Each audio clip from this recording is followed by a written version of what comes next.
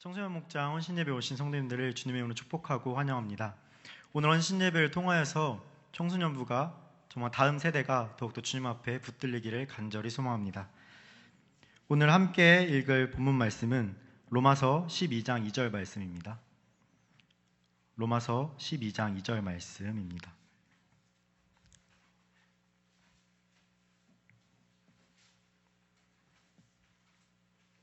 다 찾으신 줄 알고 한 목소리로 합독하시겠습니다.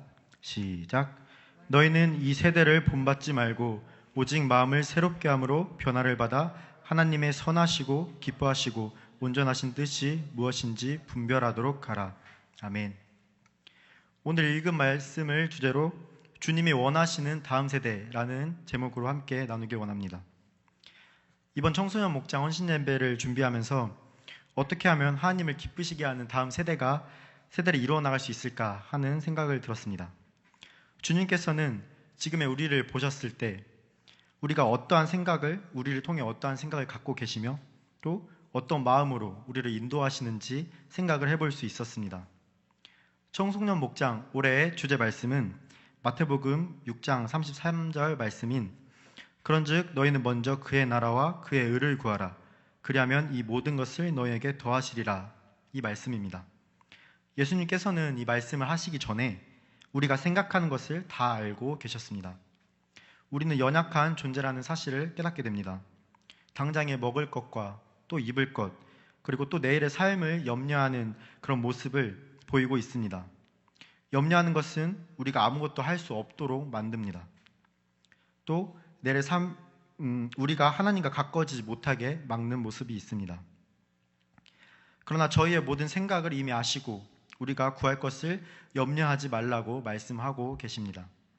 우리의 본능을 따르는 것이 아닌 바로 주님을 의지하는 것이 주님께서 원하시는 길인 줄 믿습니다. 그 자리에서 또 그 상황 가운데서 주님만 온전히 의지할 때 비로소 주님께서 우리의 연약함을 아시고 또 주님의 인도하심으로 회복될 줄 믿습니다. 다시 본문 말씀으로 돌아오겠습니다.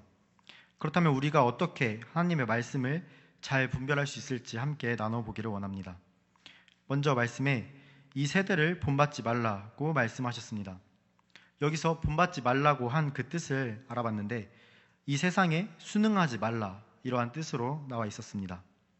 빠르게 변화하는 그 세상 가운데서 우리가 우리의 마음을 빼앗기고 또 변화하는 세상에 타협하며 나가는 것이 아니라는 것입니다.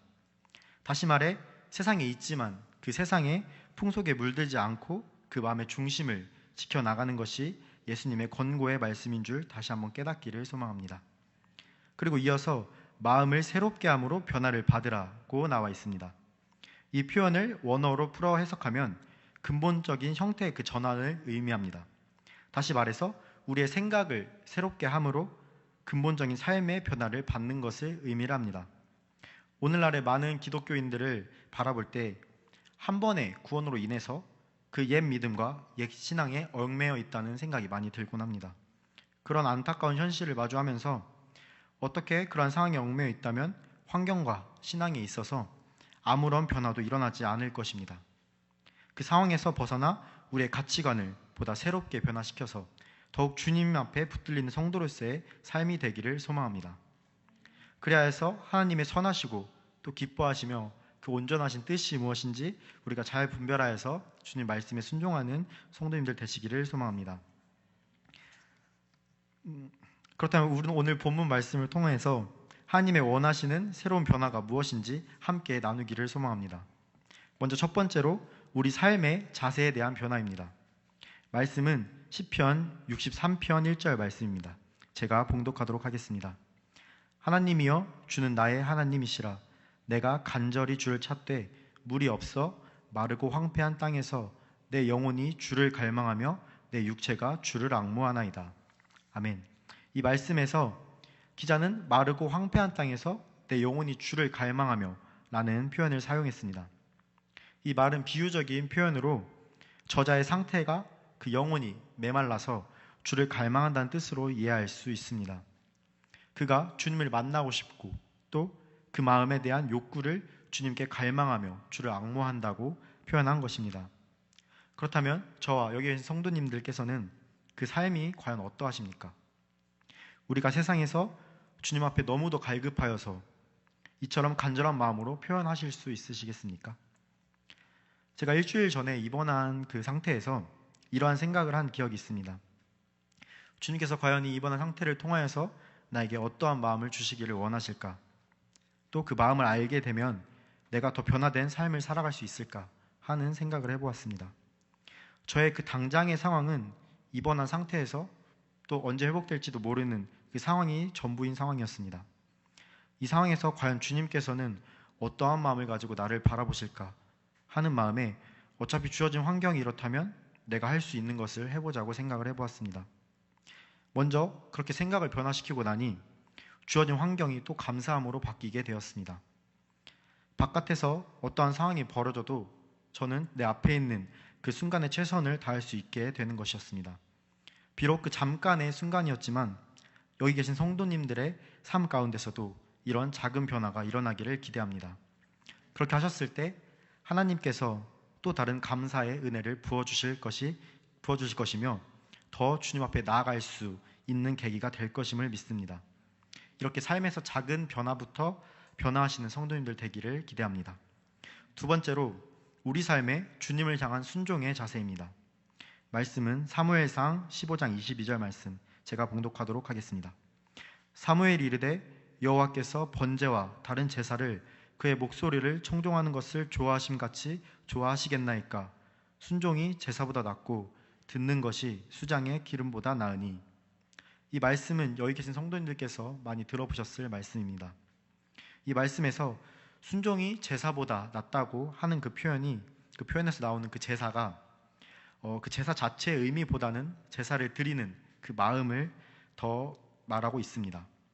하나님께서 이스라엘 민족을 애굽에서 이끌어내신 그 사건 가운데 결코 그들에게 제사를 받기 위함이 아니라 오직 하나님의 말씀을 청종하고 또 순종하기를 원하셨다고 본문의 저자는 말하고 있습니다. 여기서 저희가 주목해야 하는 것은 바로 그 순종하는 마음인 것입니다. 우리가 얼마나 많은 재물을 가졌고 또 얼마나 높은 지위에 있으며 내가 어떠한 환경에 사는가 하는 것은 주님 앞에 그렇게 중요한 것이 아닙니다. 다만 그 상황 가운데 우리가 정말 어떠한 마음으로 또 그 신실함으로 나아가는 것이 또 그렇게 엎드려져 주님의 말씀을 순종하는 것이 진정으로 주님이 원하시는 것임을 저는 생각합니다. 설령 내 앞에 놓여진 그 장애물이 내가 감히 뛰어넘을 수 없는 그 벽이라고 생각할지라도 주님께서 가라고 말씀하시면 순종해야 한다는 것입니다. 스가랴서 4장 7절 말씀에 큰 산아 내가 무엇이냐 내가 스룹바벨 앞에서 평지가 되리라. 아멘. 이 말씀에서 알 수 있듯이 하나님의 임재와 또 그 말씀 가운데 어떠한 걸림돌도 장애가 되지 않습니다. 또 방금 읽어드린 말씀처럼 우리가 정말 하나님을 의지하고 또 믿음으로 순종하며 나아갈 때 우리 앞에 그 어떠한 상황도 문제가 되지 않을 줄 믿습니다. 이미 우리가 믿은 대로 된 줄로 믿고 선포하며 주님의 뜻을 이루어 나가는 성도님들이 되시길 소망합니다. 마지막으로 주님께서 우리 삶을 통해 이루실 계획하심에 대한 기대의 자세입니다. 욥기 42장 2절 말씀에 욥은 이렇게 주님께 고백하고 있습니다. 주께서는 못하실 일이 없사오며 무슨 계획이든지 못 이루실 것이 없는 줄 아오니. 여기서 등장하는 욥이라는 인물은 하나님의 전지전능하심을 인정하고 또 고백하고 있습니다. 하나님께서는 못하실 일이 없으시며 또 어떠한 계획도 능치 못하심이 없음을 인정하는 것입니다.